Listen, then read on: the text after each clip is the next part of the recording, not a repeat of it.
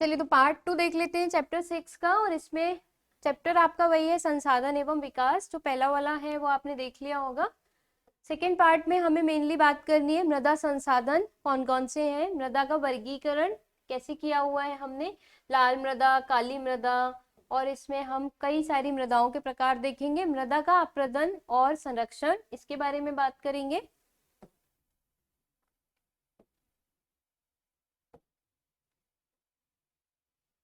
और अभ्यास प्रश्न देखेंगे। ठीक है, चलिए। तो भूमि निम्नीकरण और संरक्षण के उपाय। हमने देखा था कि जो भूमि है उसका उपयोग कई तरीके से किया जा सकता है। और अगर भारत की बात करें तो भूमि के उपयोग का जो प्रारूप है वो अलग अलग जगह पर अलग अलग है, क्योंकि ये किस पर निर्भर करता है, एक तो भौतिक कारक पर और दूसरा मानवीय कारक पर। भौतिक कारक जैसे मैंने आपको बताया था कि अगर किसी जगह की मृदा या किसी जगह की आपकी भूमि बंजर है तो फिर ये क्या है, उसका भौतिक कारक है। तो उसका इस्तेमाल तो हम कृषि के लिए कर ही नहीं सकते। उसके लिए हमें क्या करना होगा, वहां पर हमें क्या ही बनाना होगा, सड़क बनाएंगे उस भूमि पर। और अगर किसी जगह की भूमि बहुत उपजाऊ है लेकिन फिर भी वहां पर रेल की डिमांड ज्यादा है, रेल ज्यादा लोग चाहते हैं, सड़क चाहिए वहां पर, तो उपजाऊ भूमि का भी इस्तेमाल किसके लिए कर दिया जाएगा, सड़क बनाने के लिए हो जाएगा। तो इस तरीके से भूमि के उपयोग का जो प्रारूप है वो कई बातों पर निर्भर कर रहा था। अब हमें क्या देखना है कि भाई भूमि का जो निम्नीकरण हो रहा है, पहली बात तो वो क्या है, दूसरा उसको कैसे संरक्षित किया जाए। ठीक है, इस पर बात करेंगे। तो भूमि जो है वो एक संसाधन है, हमें पता है उस पर क्या होती है, खेती होती है, इमारतें बनती हैं, भवन बनते हैं, तो वो क्या है, जाहिर सी बात है एक संसाधन है। लगभग हमारी जीवन की 95% जो आवश्यकताएं हैं वो कौन पूरी करती है, भूमि ही पूरी करती है। हम बहुत सारे क्रियाकलापों के लिए अपनी किस पर निर्भर होते हैं, भूमि पर ही निर्भर होते हैं। लेकिन क्या देखा जा रहा है कि भूमि अपनी प्राकृतिक शक्ति खो रही है और इसकी वजह से इसके संरक्षण के लिए अब हम चिंतित हो रहे हैं कि ये प्राकृतिक जो अपनी क्षमता है वो कम करती जा रही है, खोती जा रही है। तो अब हमें इसका क्या करना पड़ेगा, संरक्षण करना पड़ेगा। अगर हम इंडिया की बात करें तो अभी वर्तमान में भारत में 13 करोड़ हेक्टेयर भूमि कैसी है, निम्नीकृत है। निम्नीकृत होने का मतलब है अच्छी गुणवत्ता वाली नहीं है, उसकी गुणवत्ता खत्म हो गई है। इसमें से 56% जल द्वारा अपरदित है, निम्नीकृत है यानी उसकी गुणवत्ता खराब हो गई है, और 56% उसका अपरदन हो गया। अपरदन मतलब भूमि की जब ऊपरी परत अलग हो जाती है किसी भी कारण से, चाहे जल से, चाहे वायु से, चाहे मनुष्य से, किसी भी वजह से जब उसकी ऊपरी परत अलग हो जाती है तो ऐसी भूमि को हम बोलते हैं निम्नीकृत भूमि। और वो क्यों अलग हो जाती है, अलग होने की प्रक्रिया को बोलते हैं अपरदन। और अलग क्यों हो जाती है, कई कारणों से। जल आया, एकदम से पानी आया, ऊपर की लेयर को उड़ा करके ले गया, उठा करके ले गया, बहा करके ले गया, है ना। जबकि 28% भूमि वनों द्वारा निम्नीकृत है, वन खत्म कर देते हैं भूमि को। शेष निम्नीकृत भूमि लवणीय है, लवणीय मतलब सॉल्ट जमा है, वहां पर नमक जमा है, तो उसका इस्तेमाल कृषि के लिए नहीं हो सकता। क्षारीय है, बहुत ज्यादा क्या है, क्षारीय है। अम्लीय भूमि की भी हमें जरूरत होती है, क्षार बहुत ज्यादा होता है अगर भूमि में, तो फसल नहीं हो पाती। बहुत सारी मानव की क्रियाएं जैसे खनन, पशुचारण, वनोन्मूलन, इन सब की वजह से भी भूमि जो है निम्नीकृत हो गई है। तो कुल मिलाकर के अगर हम देखें तो भारत के अंदर कितनी भूमि है जो निम्नीकृत है, 13 करोड़ हेक्टेयर भूमि है, अलग अलग कारणों से है। सबसे ज्यादा जल द्वारा अपरदन होने की वजह से है, 28% वनों के वजह से है, क्योंकि वन जब भूमि में लग जाते हैं तो हम काट दे रहे हैं वनों को, तो भूमि क्या हो रही है, अपरदित हो जाती है, खत्म हो जाती है, निम्नीकृत हो जाती है। लवण है उसमें, क्षार है उसमें भूमि में, खनन बहुत ज्यादा हो रहा है, इन सब की वजह से भूमि खत्म हो गई है, बर्बाद हो गई है, निम्नीकृत हो गई है। खदानों को खनन के बाद गहरी खाइयों, मलबों के साथ खुला छोड़ दिया जाता है, जिसकी वजह से वहां पर भूमि खराब हो जाती है। जैसे झारखंड, छत्तीसगढ़, मध्य प्रदेश में वनोन्मूलन भूमि निम्नीकरण की प्रक्रिया सामने आई है। खनन के कारण तथा उद्योगों से निकलने वाले धूल कण वायुमंडल में विसर्जित होते हैं और अंततः भूमि निम्नीकरण का कारण बनते हैं। होता क्या है कि खनन, जहां से हम माइनिंग कर रहे हैं, कोई चीज निकाल रहे हैं, सपोज कोयला ही निकाल रहे हैं, कोयला निकालने के बाद उस खदान को हमने खाली छोड़ दिया तो वहां से धूल के पार्टिकल जो होते हैं वो बाहर निकलते रहते हैं। बाहर निकलेंगे तो आसपास की भूमि पर क्या होंगे, सेटल हो जाएंगे, उस पर जमा हो जाएंगे। जब जमा हो जाएंगे तो आसपास की भूमि क्या हो जाएगी, खराब हो जाएगी। तो ये हो गया भूमि निम्नीकरण। विगत दशकों में औद्योगिक जल अपशिष्टों के कारण भी जल प्रदूषण, भूमि निम्नीकरण की गति तीव्र हुई है। प्लास्टिक डाल देते हैं, भूमि निम्नीकृत हो गई है। नेक्स्ट उसके बाद जैसे मध्य प्रदेश, गुजरात, राजस्थान में बहुत ज्यादा पशुओं को चराया जा रहा है तो भूमि क्या हो गई है, निम्नीकृत हो गई है। तो कई कारण हो सकते हैं भूमि के निम्नीकरण के, जैसे जल द्वारा अपरदित क्षेत्र है हमारे पास में, वनों द्वारा निम्नीकृत क्षेत्र है हमारे पास में, लवणीय एवं क्षारीय क्षेत्र है, इसमें देखो जल द्वारा सबसे ज्यादा 56% है। देन वायु द्वारा भी अपरदन हो जाता है, अपरदन हो जाता है मतलब भूमि निम्नीकृत हो गया है। अधिक सिंचाई, उर्वरक बहुत ज्यादा इस्तेमाल कर देते हैं तो भी भूमि क्या हो जाती है, निम्नीकृत हो जाती है। ठीक है, अब इसके बाद अगर हम कहें कि भूमि निम्नीकरण की जो समस्या है इसका हल निकालने के लिए बहुत सारे तरीके हमारे पास उपलब्ध हैं। कई सारे तरीकों से हम इसको सही कर सकते हैं। वनारोपण, चारागाहों का उचित प्रबंधन, वन लगा दो, चारागाह जहां पर भी हमने लगाए हैं वहां पर क्या करो, उनका उचित प्रबंधन कर दो।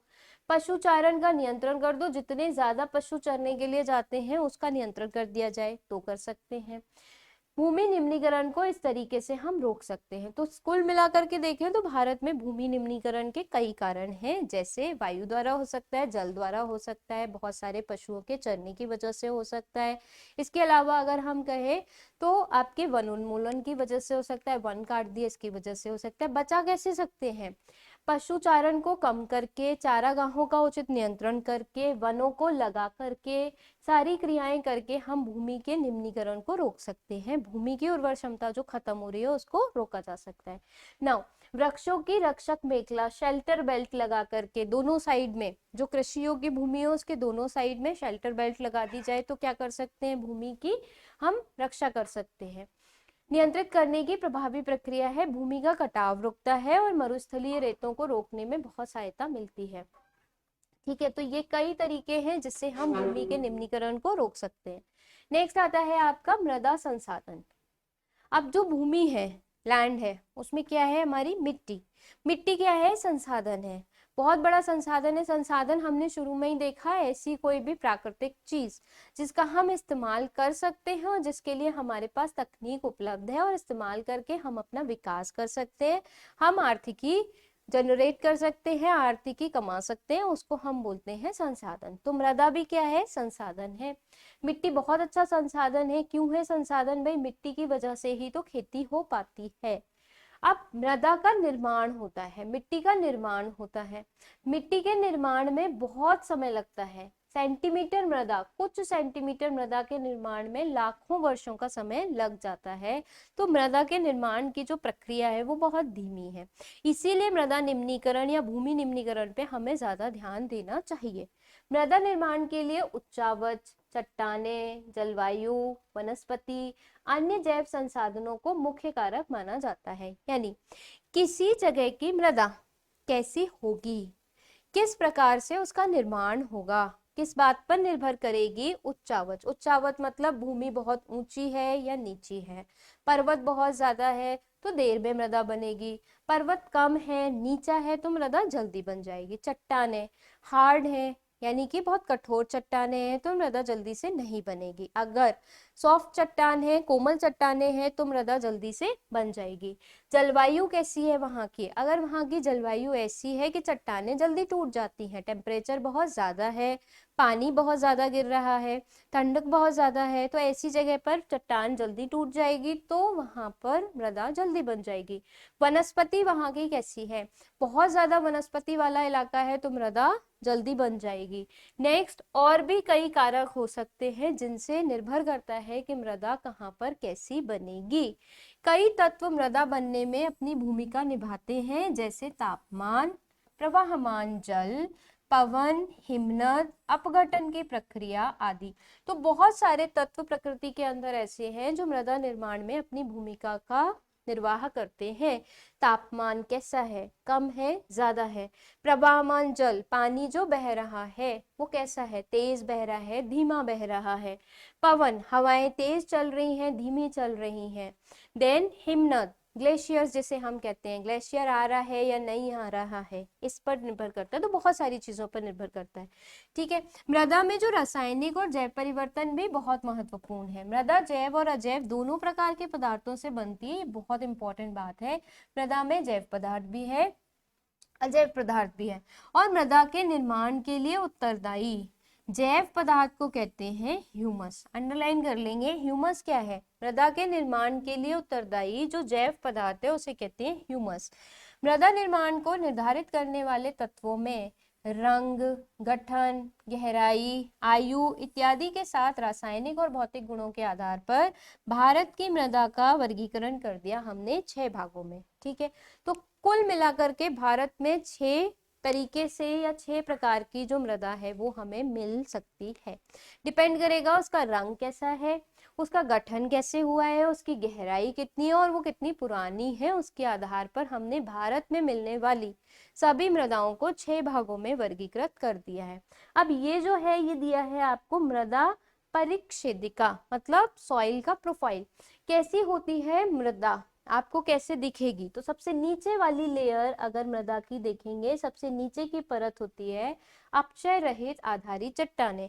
नीचे, सबसे नीचे क्या मिलती है हमें, चट्टान मिलती है, और बहुत बड़ी बड़ी चट्टान होती है जिसका अपक्षय नहीं हुआ है। उसके ऊपर आपको थोड़ा सा अपक्षय हुई वाली चट्टानें मिल जाती है। देखो यहाँ पर चट्टान दिख रही है बड़ी बड़ी, यहाँ पे नहीं दिख रही, उसका अपक्षय हो गया है, छोटे छोटे कणों में वो वितरित हो गई है, या आप कह सकते हैं विभाजित हो गई है। उसके ऊपर हमें मिलती है डार्क कलर। देखो ये लाइट कलर है, पतला है, लाइट कलर है, और ये डार्क कलर। डार्क कलर मतलब इसमें क्या शामिल हो गया है, गाद। गाद मतलब क्ले, क्ले मतलब जिसमें मृदा के पार्टिकल्स बहुत पास पास होते हैं, मृदा के कण बहुत पास पास होते हैं। और सबसे ऊपरी हमारी ये मृदा जो एकदम पतली लेयर के रूप में होती है। तो इस तरीके से मृदा को अगर ऊपर से नीचे की तरफ आप देखेंगे तो आपको इस तरीके से 4 लेयर्स दिखाई देंगी, 4 परतें होंगी जो दिखाई देंगी, ठीक है।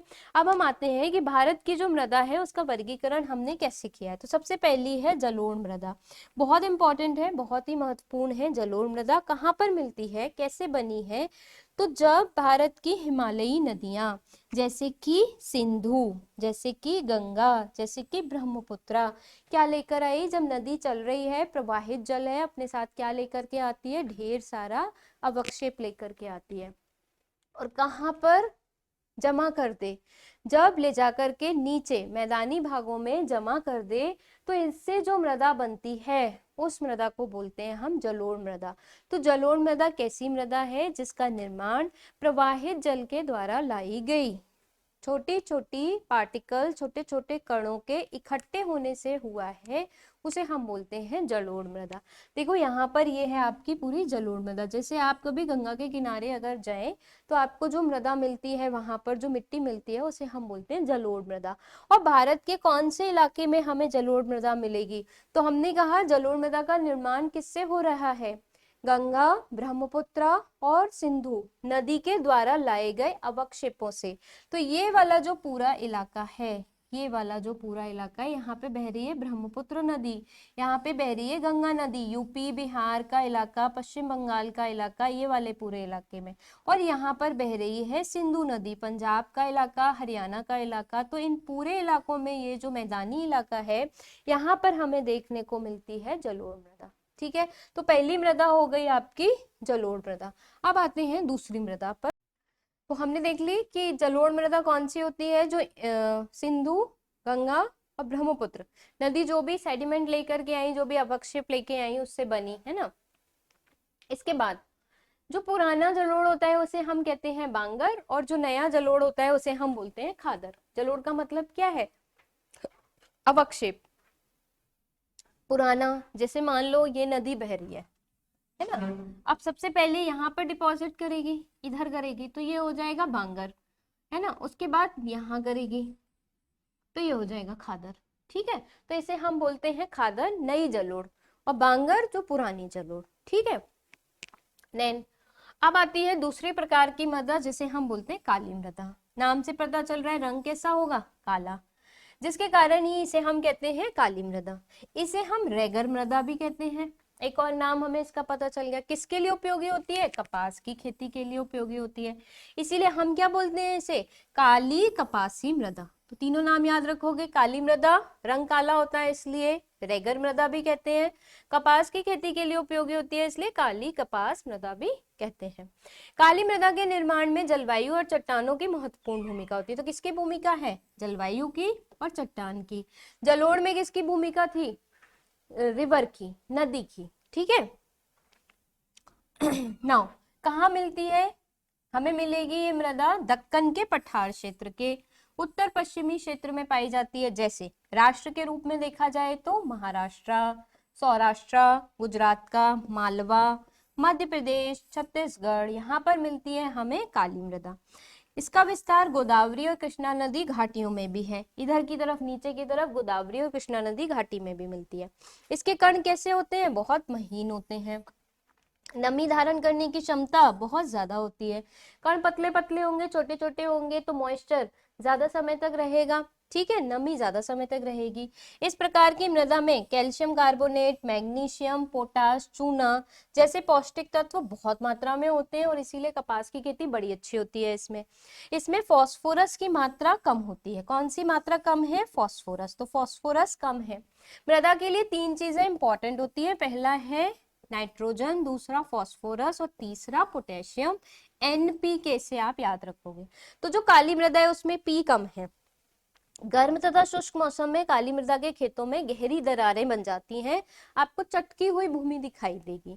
ठीक है। गीली होने पर मृदा कैसी हो जाती है? चिपचिपी। काली मिट्टी कैसी हो जाती है? बहुत चिकनी चिकनी हो जाती है, लिसलिसी हो जाती है।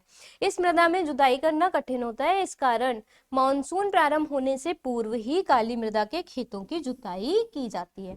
ठीक है। तो काली मृदा को क्या कहते हैं? रेगर मृदा। किसके लिए उपयुक्त है? कपास के लिए, तो इसलिए कपासी मृदा भी कहते हैं। कहाँ मिलती है? महाराष्ट्र, सौराष्ट्र, मालवा, मध्य प्रदेश। ठीक है। किसकी कमी होती है? फास्फोरस की। किसकी अधिकता होती है? पोटाश की, मैग्नीशियम की, चूने की। ठीक।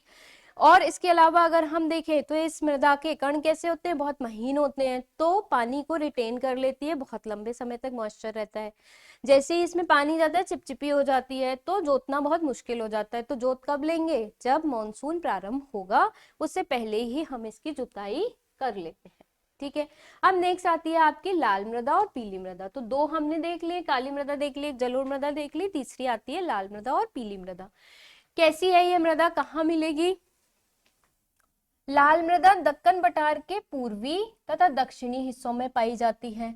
यह रवेदार आग्नेय चट्टानों और कम वर्षा वाले भागों में विकसित होती है।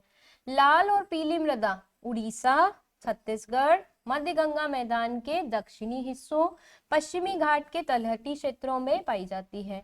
इन मृदाओं का लाल रंग आग्नेय तथा रूपांतरित चट्टानों में किसकी वजह से? लौह धातु के प्रसार के कारण होता है। इनमें जल योजन के कारण इनका रंग पीला हो जाता है। तो ऐसी मृदा में क्या मिल रहा है हमें? लोहा। इसकी वजह से मृदा का रंग लाल हो जाता है। जैसे कभी आपने कढ़ाई में, लोहे की कढ़ाई होती है, क्या दिखता है हमें? लाल लाल दिखता है ना, उस पे लाल लाल वो जम जाती है। आप कह सकते हैं कि जिसे हम कहते हैं लाल, कोरोजन हो जाता है उसका। ठीक है। और वही पानी पड़ जाता है उस पे तो पीला भी हो जाता है वही। ठीक है। नेक्स्ट आती है लेटराइट मृदा। अब लेटराइट मृदा कैसी होती है? कहाँ से निकली है? लेटर से। लेटर का मतलब क्या होता है? ईंट, ब्रिक। यह मृदा उच्च तापमान तथा अधिक वर्षा वाले क्षेत्र में विकसित होती है। तो ऐसे एरिया जहाँ पे तापमान अधिक है और बारिश भी बहुत ज्यादा हो रही है, वहां मिलेगी हमें लेटराइट मृदा। भारी वर्षा के कारण मृदा निक्षालन, सॉइल लीचिंग हो जाती है। लीचिंग का मतलब क्या होता है कि मृदा पर जब पानी पड़ा तो मृदा से पोषक तत्वों का बह जाना, वो कहलाता है सॉइल लीचिंग, मृदा निक्षालन।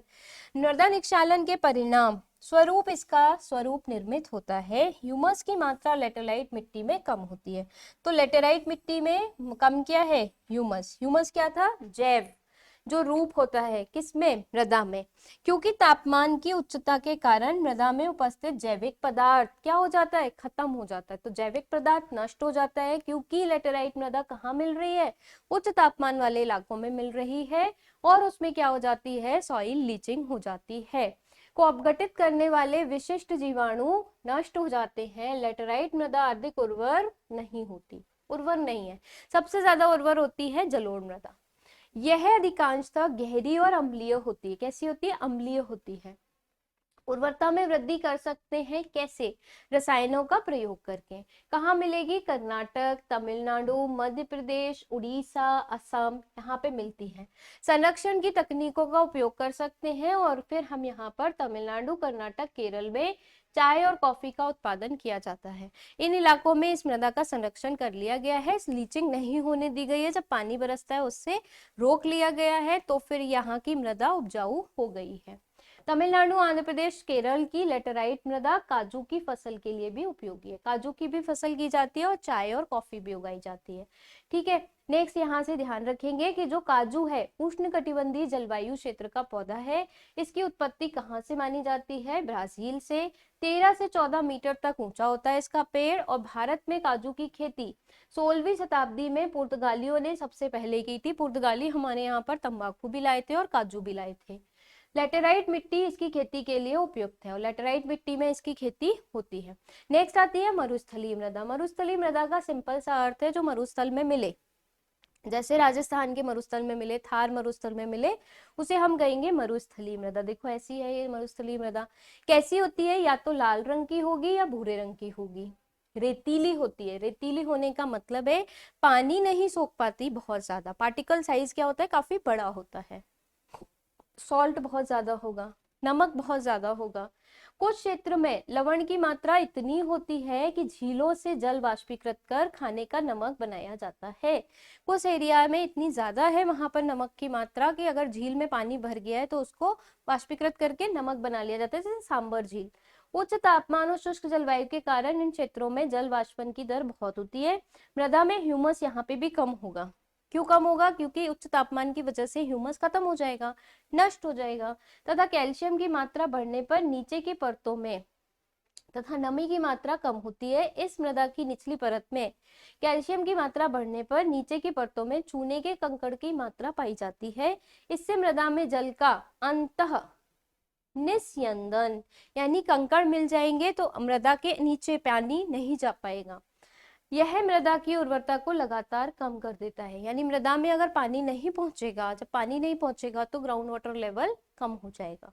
सिंचाई की सही विधि के माध्यम से मरुस्थलीय मृदा को कृषि योग्य बनाया जा सकता है, जैसे पश्चिमी राजस्थान में हो रहा है। इंदिरा कैनाल बना दी गई है, इंदिरा कैनाल से इस मृदा को बहुत ज्यादा सिंचाई की सुविधा मिल गई है, जिसकी वजह से इसका उपयोग किया जा सका है।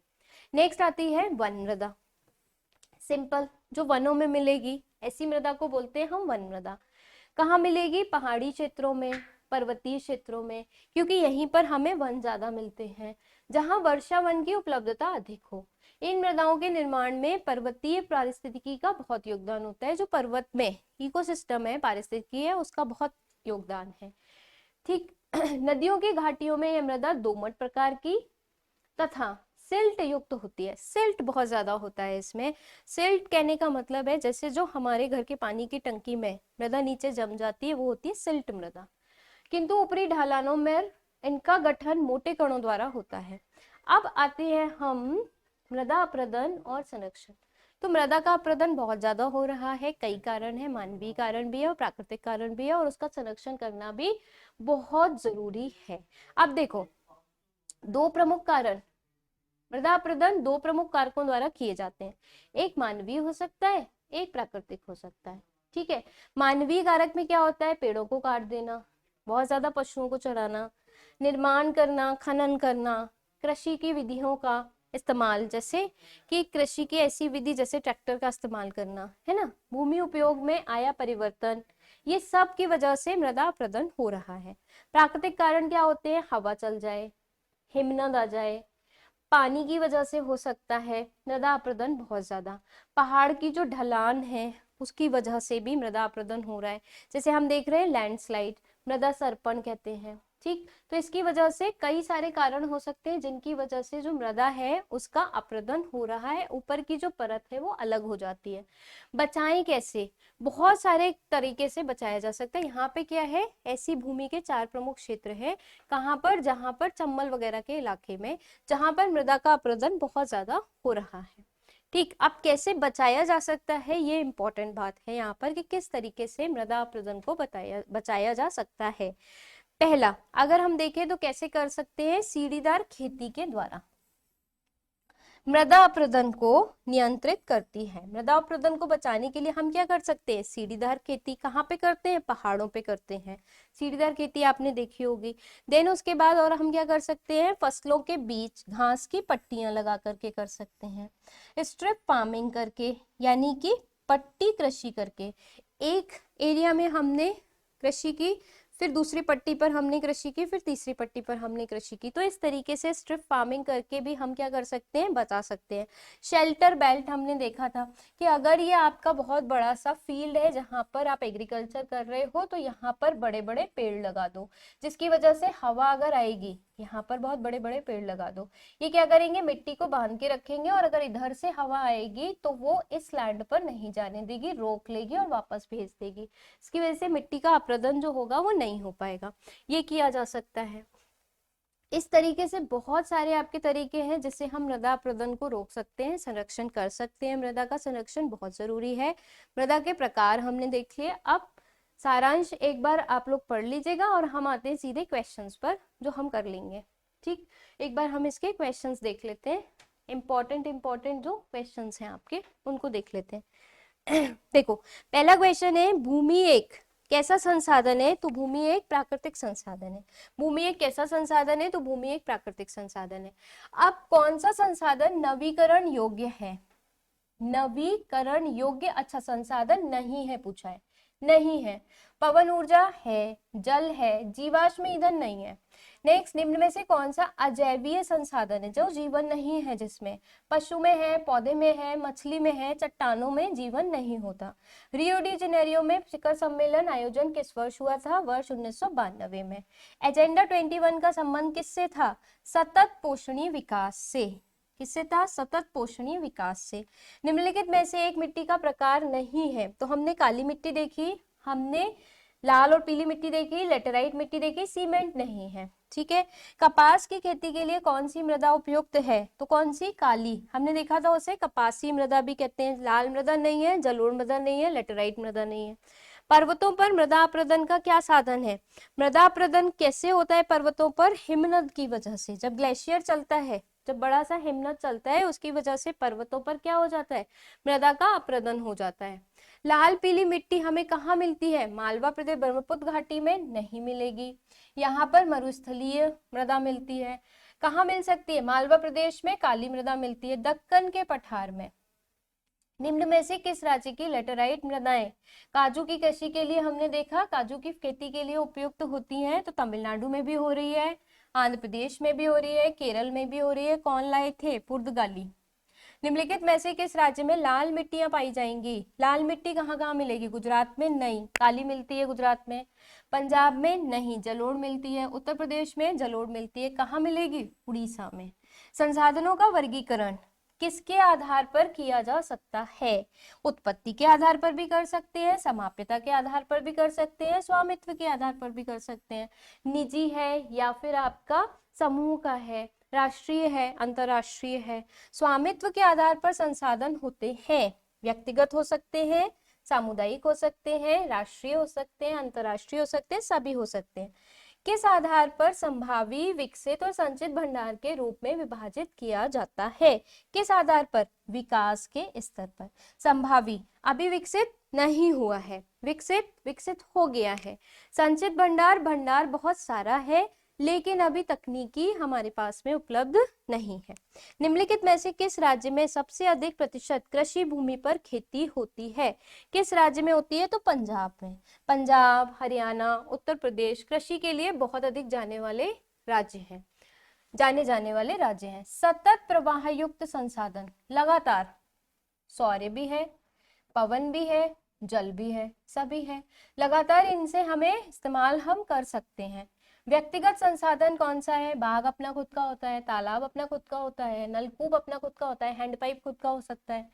निम्न में से कहां पर पवन तथा सौर ऊर्जा संसाधनों की अपार संभावना है जिनका प्रभावी तरीके से उपयोग नहीं किया गया है?